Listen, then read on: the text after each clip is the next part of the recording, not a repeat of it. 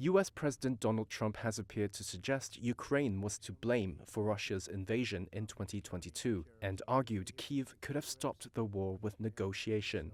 He made those remarks Tuesday in Mar-a-Lago, the same day of US-Russian talks in Saudi Arabia to end the war in Ukraine, talks where Ukraine was not present.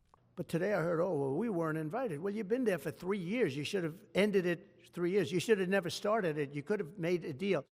Ukraine was invaded by Russia in a full-scale assault in February 2022 in what's become the deadliest conflict in Europe since World War II. On Tuesday, Trump took swipes at Kyiv, saying they should have held talks much earlier. A half-baked negotiator could have settled this years ago without the loss of much land, very little land, without the loss of any lives, and without the loss of cities that are just laying on their side. As for the talks, Trump said he was more confident after them and that he may meet with Russian President Vladimir Putin before the end of the month.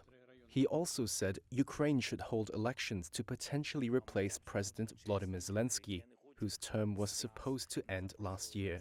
Polls are banned under martial law in Ukraine, which has been in effect since Russia's invasion.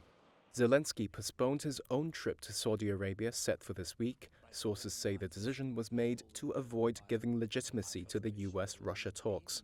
The official stance in Kyiv is that talks on how to end the war should not be held behind Ukraine's back.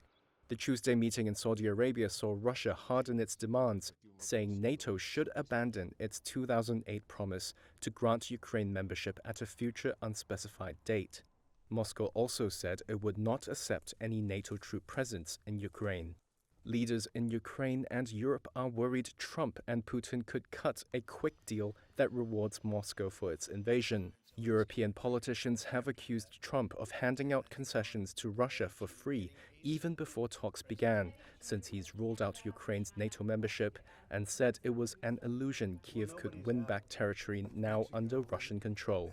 Secretary of State Marco Rubio said on Tuesday the European Union needed to be involved in peace talks at some point, and any solution must be acceptable to all parties.